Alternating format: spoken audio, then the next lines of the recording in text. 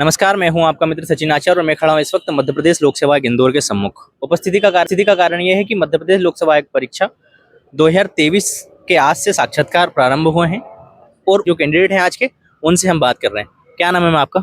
Sir मेरा नाम रोशनी पाटीदार है। कहाँ से आती है मैम आप? सर मैं खरगोन जिले के लिखी गांव से आती हूँ। खरगोन जिले के लिखी गाँव से आती है। किन का बोर्ड था मैडम आज का? सर मेरा बोर्ड था माननीय श्री चंद्रशेखर रायकवार सर का।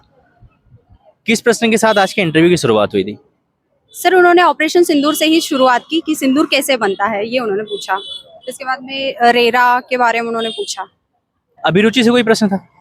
जी सर बहुत सारे क्वेश्चंस थे, जैसे मेरी अभिरुचि है श्रीमद् भगवत गीता और कविता लेखन, तो उससे संबंधित था। आज पहला दिन था, आयोग के सदस्यों का कैसा माहौल रहा आज? सदस्य बिल्कुल शांतिपूर्वक धैर्य से मेरी बात को सुन रहे थे, बहुत अच्छा मूड था उनका। जैसे रायकवार सर का धर्म को लेकर, हिंदी को लेकर काफी रुझान रहता है, उससे प्रश्न थे?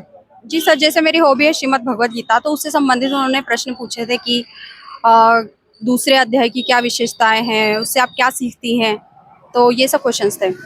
इसके अलावा कोई प्रश्न जो ध्यान आ रहा आपको? सर मैम ने क्वेश्चंस पूछे थे कि व्यक्तित्व विकास से संबंधित कोई भारतीय ग्रंथ है जिसमें व्यक्तित्व विकास के बारे में बताया गया हो, तो उसके बारे में बताइए। आप पहले से एमपीपीएससी में चयनित हैं, आपका पहले किस पद स्थापना हुई है?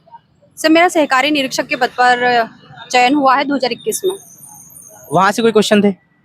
जी सर बहुत सारे क्वेश्चन सहकारिता विभाग से थे। मुझे लगता है कि 60% मेरा जो इंटरव्यू था वो सहकारिता विभाग, मेरे जो पद है सहकारी निरीक्षक, उससे रिलेटेड थे।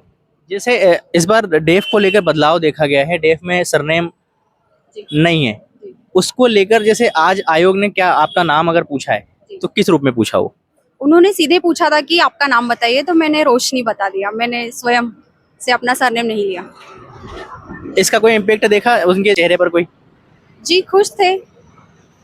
इसका पॉजिटिव इम्पैक्ट देखते हैं आप डेफ को लेकर या नेगेटिव है? सर पॉजिटिव इम्पैक्ट है। जिले बेसिस से कोई प्रश्न थे? खरगोन से जैसे अगर आप आती हैं वहाँ से कोई क्वेश्चन था? निमाड़ को लेकर कोई क्वेश्चन था? नो सर, इससे रिलेटेड कोई क्वेश्चन नहीं था।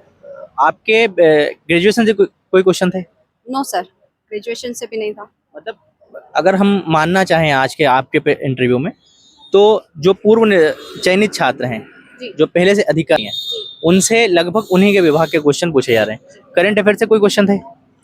जी नहीं सर, ऑपरेशन सिंदूर से था, उसमें भी उन्होंने पूछा था सिंदूर कैसे बनता है, तो ये भी करंट अफेयर से नहीं था। आपका जो एमपीपीएससी का ये जो सफर है ये कब शुरू हुआ होता? मैं 2019 से शुरू हुआ ये सफर। 2019 में मैंने अपना प्रथम साक्षात्कार दिया था। उसके पश्चात 2021 में देने का अवसर मिला, जिसमें मैं चयनित भी हुई। उसके पश्चात 2022 में मैंने साक्षात्कार दिया, हालांकि उसमें मैं प्रोविजनल लिस्ट में हूँ, और ये मेरा चौथा साक्षात्कार है। आपका जो स्कूली बैकग्राउंड है वो कहाँ से प्रारंभ हुआ था? मेरी स्कूलिंग अपने गाँव से ही हुई है, शासकीय विद्यालय से। और उसके बाद में ग्रेजुएशन किस स्ट्रीम में किया था आपने? मैंने बीएससी किया है मैथ्स, फिजिक्स और विद केमिस्ट्री के साथ, खरगोन से ही। एमपीपीएससी के किस साक्षात्कार में आपका चयन हुआ था कि जब आपको इस पद पे मिले थे? सर एमपीपीएससी 2021 का जो वर्ष था, उस वर्ष में मेरा चयन हुआ था। आने वाले अभ्यर्थियों को क्या संदेश आपकी तरफ से आप देना चाहती हैं?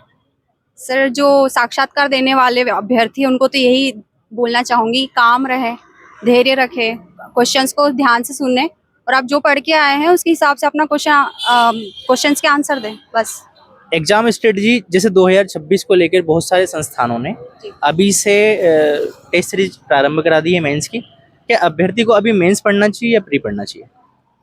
सर दोनों कंबाइन करके पढ़ना चाहिए। जो कॉमन टॉपिक है वो निकाल लेना चाहिए और उस हिसाब से पढ़ना चाहिए, और जो प्री है उसके एमसीक्यू लगाने चाहिए, और मेंस की आंसर राइटिंग प्रैक्टिस करनी चाहिए। एक अंतिम प्रश्न मेरा, जैसे बाहर जो मॉक इंटरव्यू होते हैं, जो पहले से चयनित छात्र हैं और जो अभी नए जिनका पहला इंटरव्यू है, लगभग कितने मॉक उनको देने चाहिए? सर ये तो डिपेंड करता है कि उन्हें कितने में सेटिस्फेक्शन आता है, संतुष्टि मिलती है कि हाँ मैं जवाब दे पा रहा हूँ, अच्छे से कम्युनिकेशन कर पा रहा हूँ, तो उस हिसाब से 3 या 4 दे देना चाहिए। हालांकि मैंने तो कोई अब मॉक इंटरव्यू नहीं दिए हैं। आज का अनुभव क्या रहा? कितने नंबर आपको मिल सकते हैं आज? सर आज का अनुभव तो बहुत ही अच्छा रहा। प्रथम दिवस था, प्रथम साक्षात्कार था मेरा, और सर श्री रायकवार सर के बोर्ड में पहले भी दे चुकी हूँ, तो मेरा यही है कि कितने मार्क्स मिल सकते हैं वो तो भविष्य के गर्भों में। Thank you so much ma'am हमसे बात करने के लिए, और मैं आशा करता हूँ कि भविष्य में आप उच्च पद पर आसीन हो। Thank you so much ma'am.